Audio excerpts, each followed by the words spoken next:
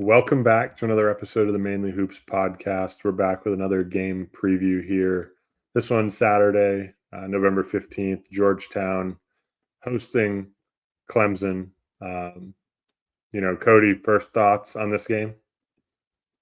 Yeah, it's two teams that I'm interested to see, at least. With Clemson, we really haven't seen them get, you know, there hasn't really been much competition for them. They've played three teams outside of the top 300 in Ken Palm, and they've handled business. That's for sure. They opening night 50-point win, 38-point win, and then a 27-point win against Morehead State on Tuesday. But and they've always, like, analytically, they've looked very good. They've gotten all over the glass. They've taken care of the basketball. They've scored inside the arc at a high clip.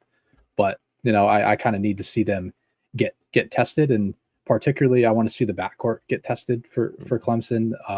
This is kind of where I had my concerns coming into the season. Dylan Hunter taking over the point guard position, and overall, I mean, he actually hasn't really received a usage bump. He has just a 15% usage in 3 games so far. It's kind of been the younger guys that haven't really seen much time, like an Ace Buckner or a who's the other guy, Zach Foster as the other guard, that they've actually been able to play close to 50% of the minutes so far. So maybe those guys will be able to kind of change at least my narrative of this backcourt. There's just not a ton of creation, particularly on the offensive side. I do think this defense is going to be just fine. They have 4 front court options that they could go to. Dylan Hunter is a great defender as well, and they're a team that can take Georgetown out of transition. And this is a Georgetown team that I view as being very transition reliant. They did get that win over Maryland in the first week of the season, but to be honest, I just wasn't impressed with Maryland. I thought they looked rather poor. Their guard play is a real problem. They don't have the front court depth, and I think they were able to take advantage of that. And Georgetown, some of the same issues that we had in the preseason have come up. They can't shoot the ball. I mean, they're shooting at 20% from 3. They're going to end up shooting the 3 ball better than that this year, but that's good for 352nd nationally. Honestly, I don't know how there are 13 or 14 teams that shoot it worse than 20% at this point in the season. But yeah, I mean, they've looked pretty good on the defensive end. I mean, they're 10th nationally in 2-point field goal percentage, and they have a ton of guards and wings that can really get after you. It's led by KJ Lewis, and then you have guys like Deshaun Harris-Smith and like Jeremiah Williams. Malik Mack can get after you a little bit. That's kind of what this team is going to be built off, as the defensive side of the ball. So that's really the biggest storyline for me is, or if Georgetown is going to be able to win this game, can they bother this backcourt, this Clemson backcourt in their first real test, and be able to up the pace playing at home, being able to get out in transition and generating buckets that way.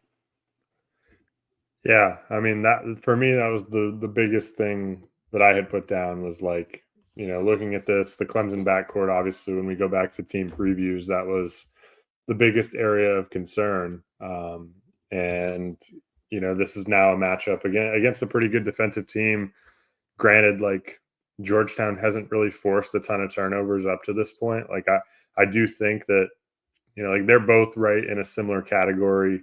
Clemson 102nd in turnover rate defense, Georgetown 108th in turnover rate defense. I think Georgetown has more potential in this area, just based on the individual talent they have on this end. And I think this is a matchup where it could show through, like you said, with some of their defenders, KJ Lewis at the head of it, and really the uncertainty of this Clemson backcourt.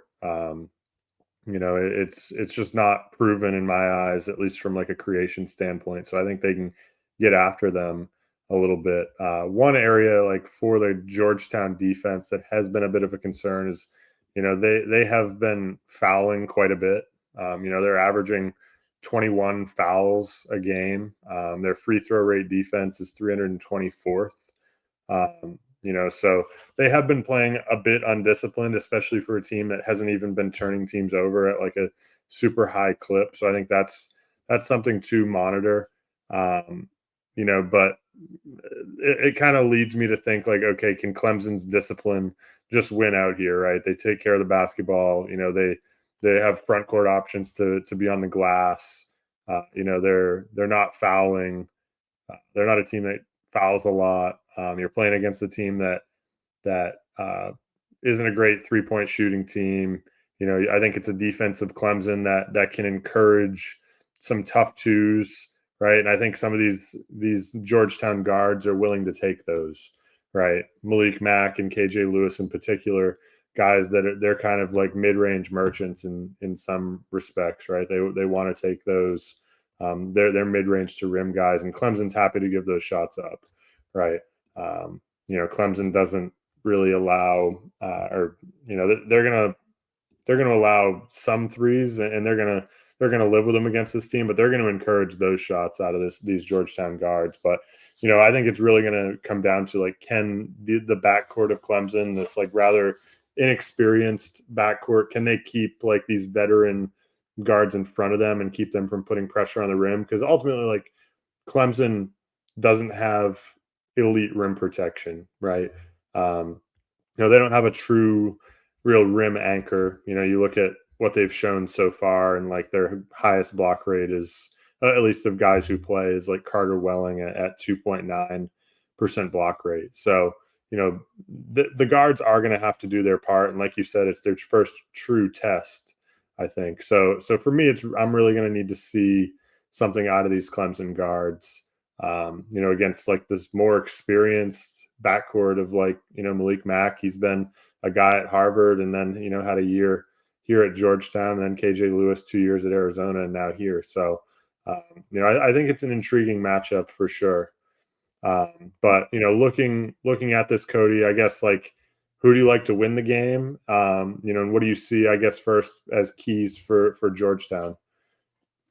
Yeah, for Georgetown, it's kind of the stuff that I mentioned at the top. It's getting after this. I would call it questionable Clemson backcourt at this point in time. I call it maybe more inexperienced. If they're able to up the pace that way, force turnovers, get out and run, like that's what these guys want to do, especially like a guy like KJ Lewis and Malik Mack with the ball in their hands. And I also think they're going to have to hold their own in the front court. I would say Clemson has definitely more front court depth. I think they're the better two-way rebounding team. The center position has been an area of concern, I think, for Georgetown. I think like with Uwachukwu, he's more of a defensive piece, more of a rim protector, not really fantastic on the defensive glass. And Halafanua kind of the same way. He's a little bit more offensive oriented than being like a true rim protector. I don't know if he's your real like Ed Cooley type of big, but they're both of those guys are going to have to hold their own on the glass, stay out of foul trouble in order to pull out this win. But ultimately, I mean, I do kind of like how this sets up for Clemson, and Malik Mack is going to be big in this game with his dribble creation, his dribble shot creation on the perimeter, because Clemson's going to play their modified pack line scheme that keeps you away from the rim, forces long twos. They'll give up their threes off the bounce as well. They're willing to give those up as long as they don't give up catch and shoot threes and they don't give up transition. That's kind of what Brad Brownell and what his defenses have lived off, and I think that's somewhat of a bad omen for this Georgetown offense. But if they're able to get hot from three, if the creators of Malik Mack and KJ Lewis can get going from the outside, I think they will at least have a chance to win this game. Yeah, no, I agree. And then on the other side, I think for Clemson, it's, can you take care of the basketball? Right, particularly in that guard group, like we've talked about a bunch through here.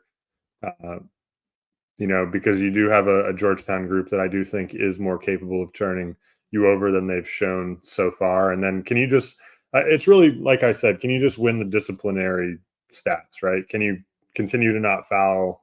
Can you take care of the basketball?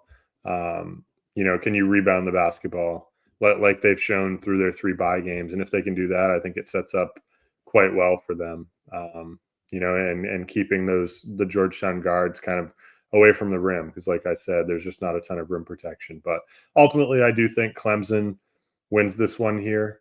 I think it is a little bit closer because it is at Georgetown, but I'll say Clemson wins this one like 72 to 65. Yeah, I was kind of in that same ballpark. I just worry, late in the game, how do these Clemson guards deal with that like late game full court pressure? Maybe that's an area that Georgetown could steal this game late. But I am in agreement. I think Clemson gets it done. I think they're too rock solid. I think they match up pretty well for all the reasons that we've mentioned at the top. I think they win it I was kind of in the same ballpark, honestly. I'll say they win it. I'll go 74-66. All right. Cool. Well, we'll see what happens here between Clemson and Georgetown. Thank you for listening to the Mainly Hoops podcast.